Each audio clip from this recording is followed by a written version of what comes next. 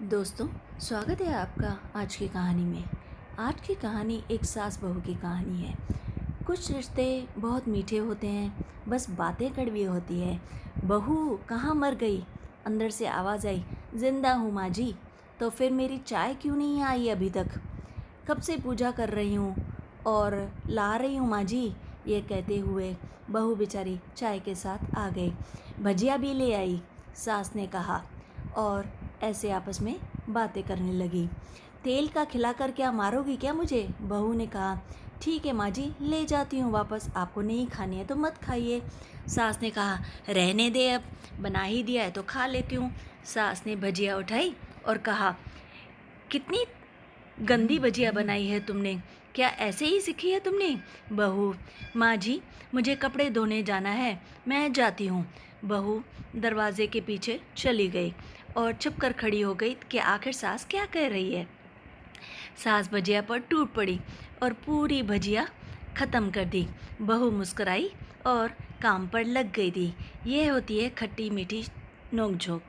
दोपहर के खाने का वक्त हुआ। सास ने फिर आवाज़ लगाया, कुछ खाने को मिलेगा या यहीं भूखा मरना पड़ेगा? बहू ने आवाज़ नहीं दी।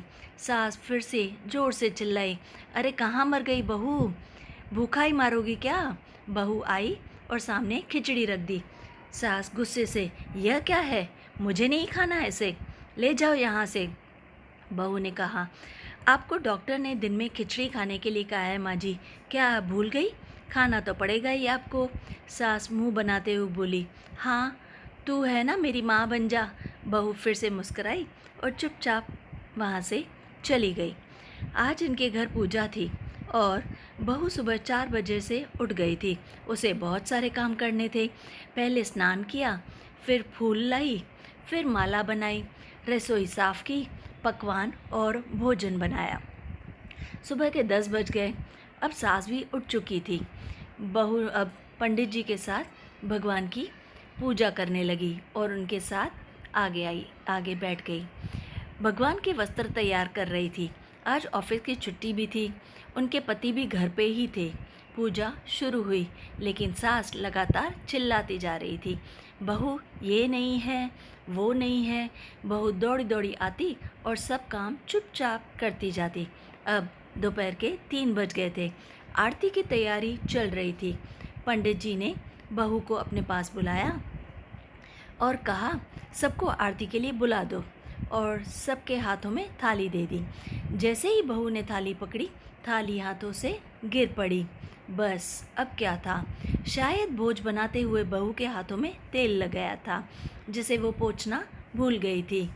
अब तो सारे लोग तरह तरह की बातें करने लगे कि पता नहीं क्या अनर्थ हो गया, कैसी बहू है, ऐसा कैसे हो गया, कुछ काम नहीं आता, एक काम भी ठीक से नहीं कर सकती।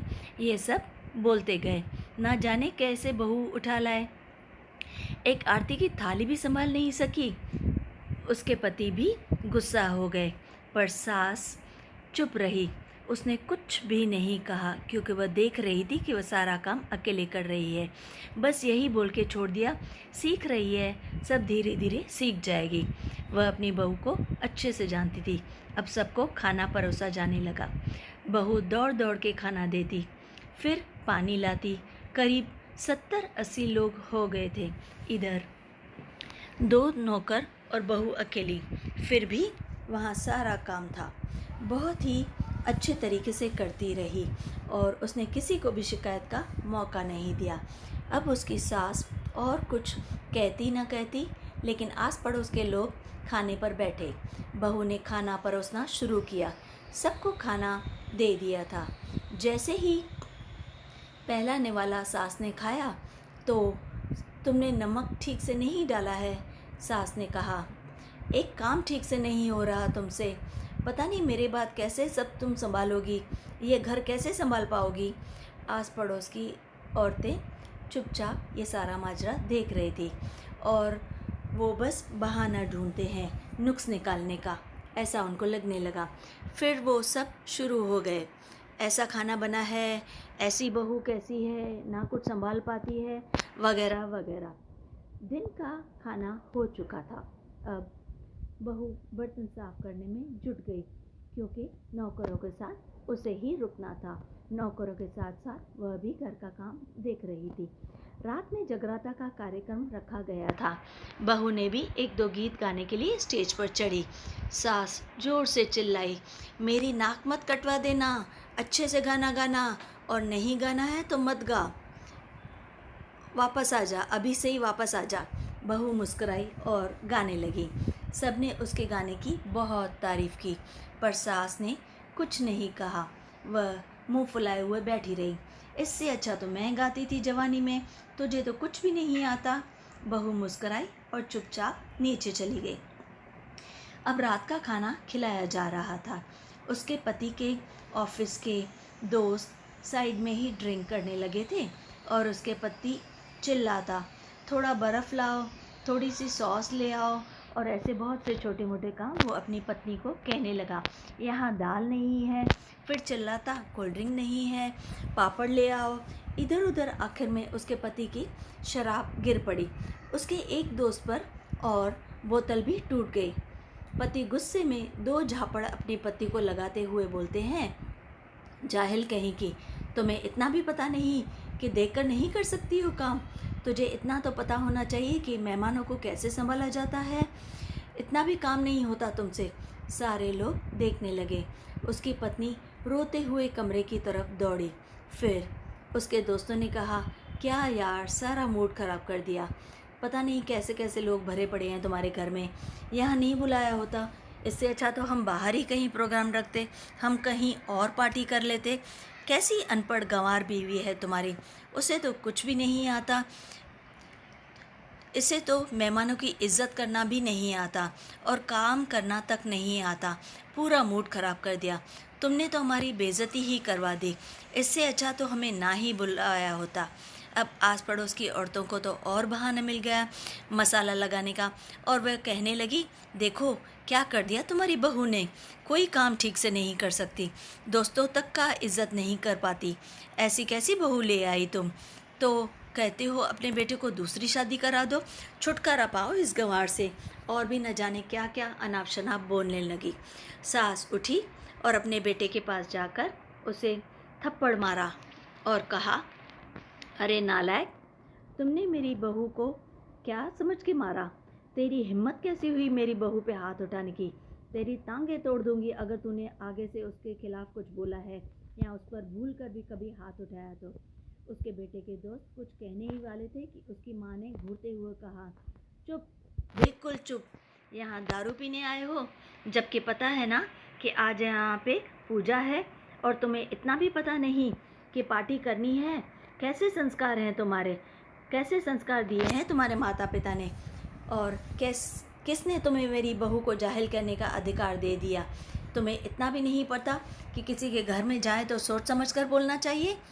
ज़रा इधर आओ, चप्पल से मारूंगी अब मैं तुम्हें अगर मेरी बहू को किसी ने एक शब्द भी कहा तो।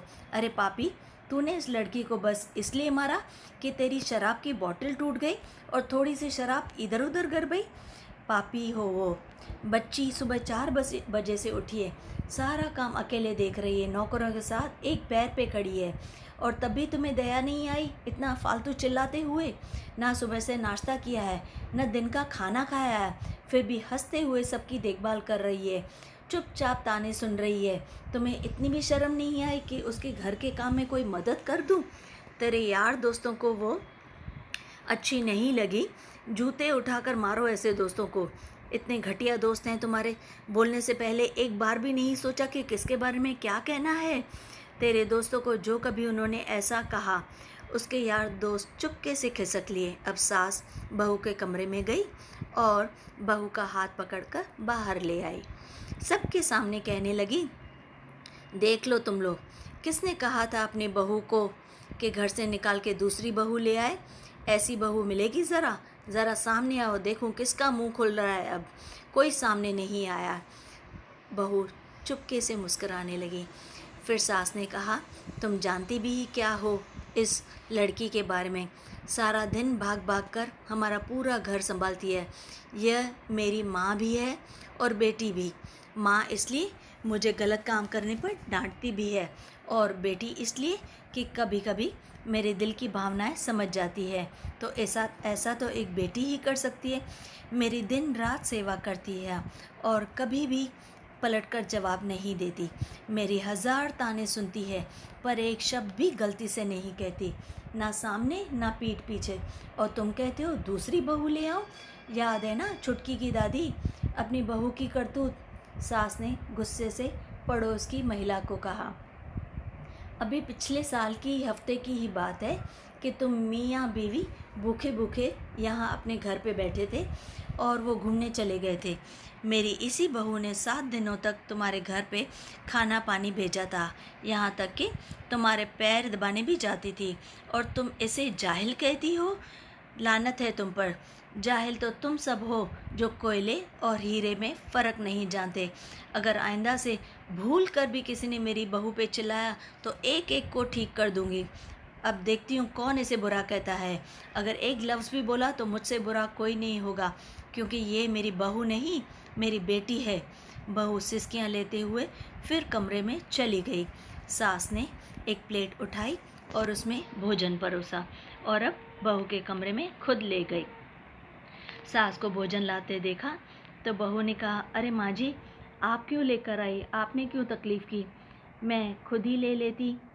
सास ने प्यार से ताना मारते हुए कहा, डरो मत, इसमें जहर नहीं है। मार नहीं डालूंगी तुझे। तुझे नई सास चाहिए होगी, पर मुझे अभी तक नई बहू नहीं चाहिए। मैं तुझसे ही काम चला लूँगी। बहू ने अपनी सास को रोते हुए गले से लगा लिया। सास भी रो दी पहली बार और कहा, चल अब जल्दी से मुंह ठीक कर ले, खाना खा ले और बाहर आ जा। फिर मजाक करते हुए कहा, फिर मेरे पैर भी तो दबाने चले आना है तुझे, ऐसे थोड़ी छोड़ दूंगी तुझे।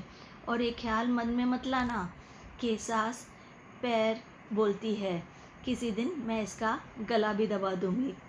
क्योंकि कभी मैं भी यही सोचती थी कि चुपचाप अपनी सास का गला दबा दूं। दोनों खूब हंसने लगी और आपस में गले मिलने लगी। दोस्तों, कैसी लगी आपको यह कहानी? अगर अच्छी लगे तो शेयर और लाइक ज़रूर कीजिए। और हाँ, याद से चैनल को सब्सक्राइब कीजिए। लाइक, शेयर और सब्सक्राइब।